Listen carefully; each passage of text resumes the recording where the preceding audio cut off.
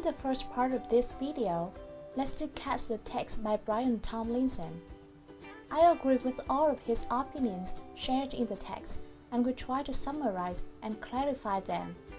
I will do this by putting the implications under each principle of second language acquisition. You may need to remember the 6 principles of second language acquisition and 16 implications for materials development to follow me more easily. Principle number 1. A prerequisite for language acquisition is that learners are exposed to a rich, meaningful, and comprehensible input of language in use. This means material developers need to make sure that the materials contain a lot of spoken and written text, which provide extensive experience of language in use. Instead of learning a language pattern separately, which often doesn't help much with understanding and memorizing, learners should have a chance to see how this pattern is used in real context. In other words, the language needs to be authentic and contextualized. Otherwise, the later use of the language in real life would be unnatural. Lastly, it's important that learners be exposed to sufficient samples of language. It helps with the perception of the language use and supports the production in the future. For example, if you teach your students about the conditional type 2, it will be beneficial if you put it into a text or a conversation which is real and simple enough for the students to understand to produce it later. Moreover, one example of how it is used will not be enough. You will need a lot of examples in different situations, or even a lot of examples for each way of using the pattern to help with learners' thorough understanding and acquisition. Principle 2. Learners need to be engaged both affectively and cognitively in their language experience. This principle requires the materials to be based on text or tasks which are likely to achieve engagement rather than on teaching points. The activities should get learners to think about text, to respond to them personally, and to think and feel. That is to say, learners have a chance to personalize their own learning process and express their opinions and feelings. For example, instead of being asked to do some simple drill, the students should be given time to do something more creative, such as writing a short story or a poem reflecting the text they have read. What's more, teachers are expected to make the learning environment and the learning materials as attractive as possible. Besides the fun and stimulating task, the materials can also use more colors, photographs, or leave a lot of white space. The topics and text can also be attractive if the designer knows about the learner's interests.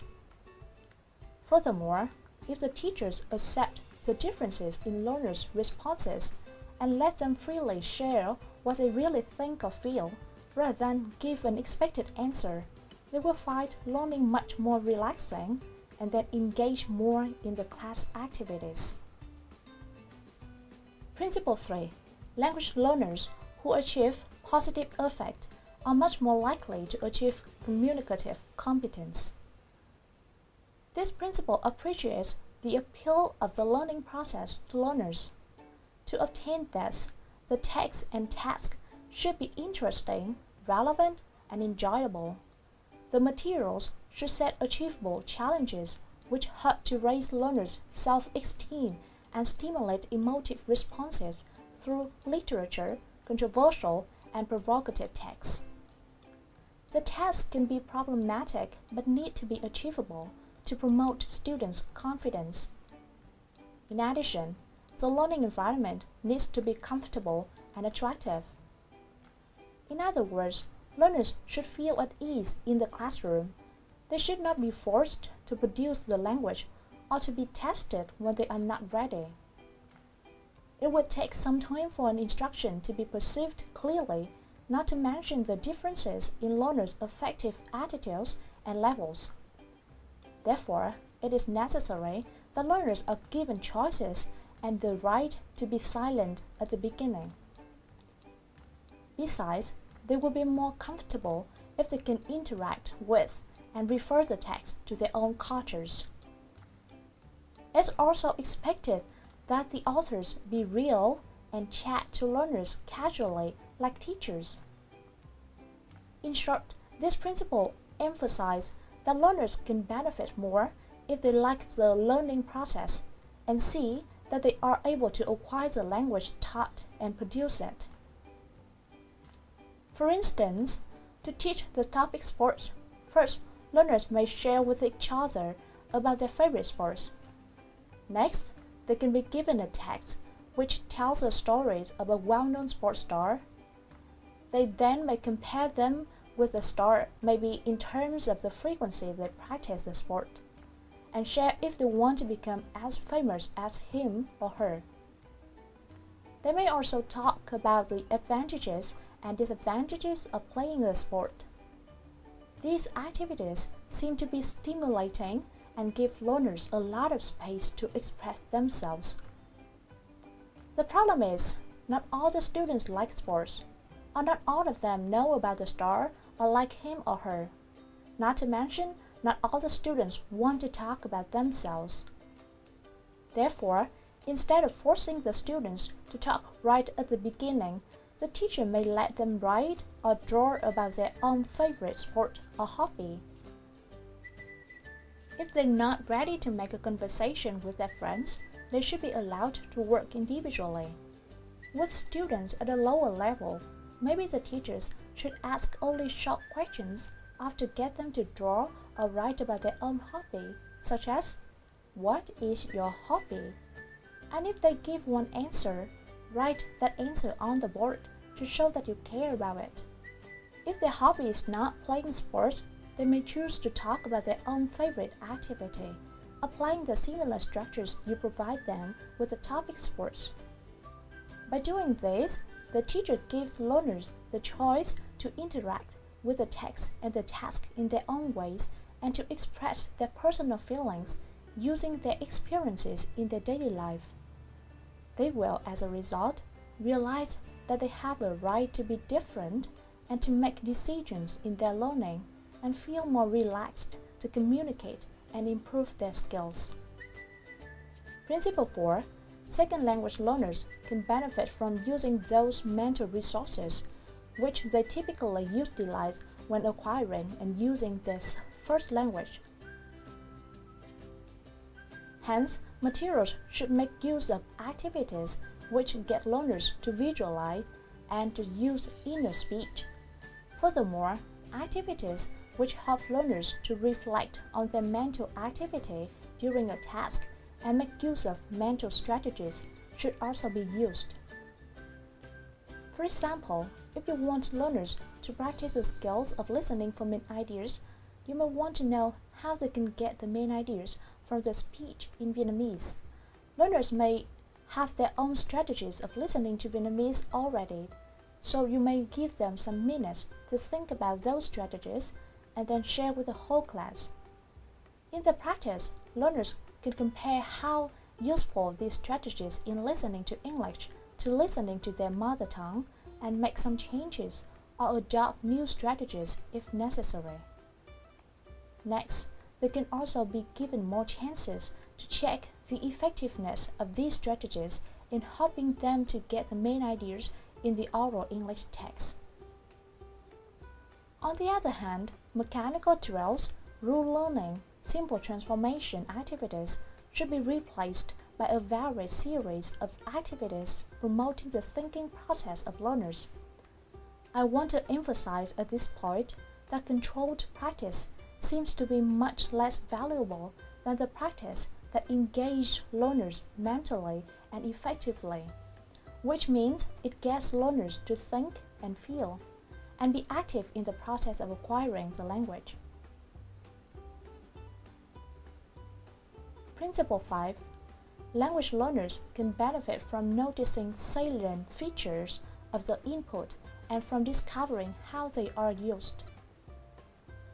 Therefore, materials should use an experiential approach in which learners are first provided with an experience that engages them holistically, like mentioned above.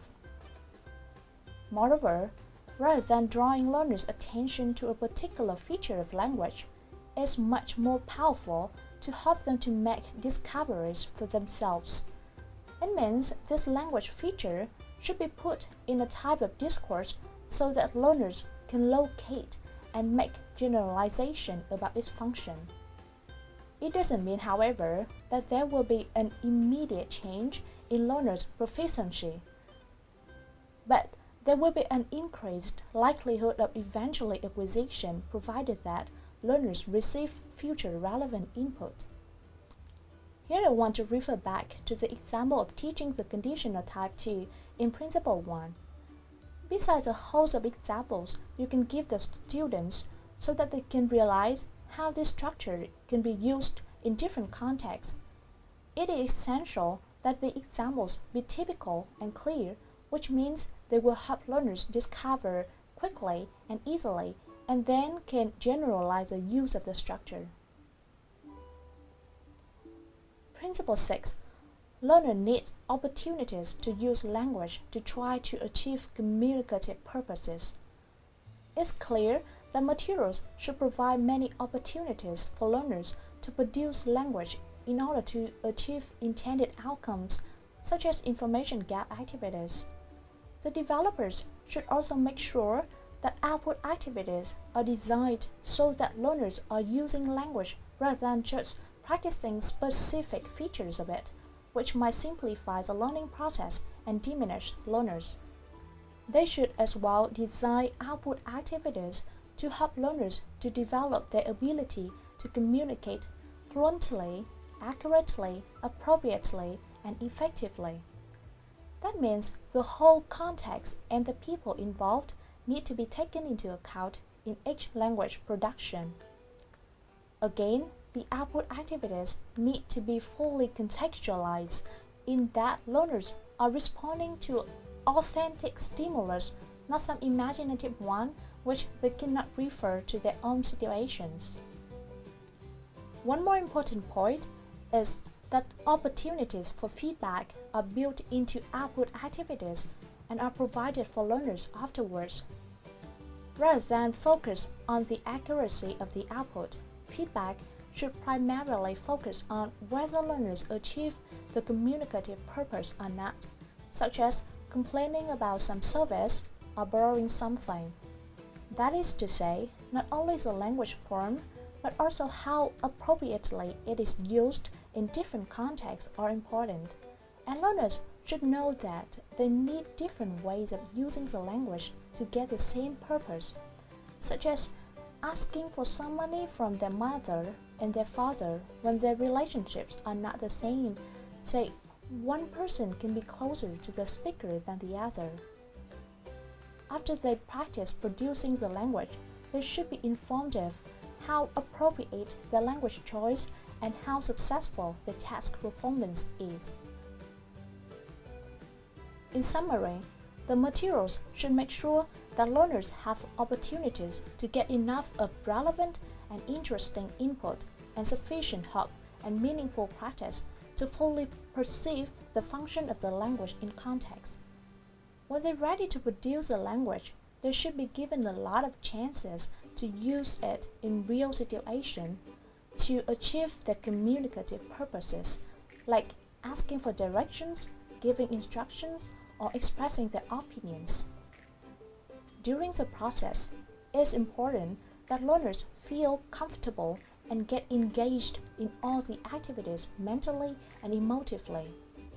This also means all learners' variables such as learning styles, levels, affective attitudes, needs, and interests should be taken into account.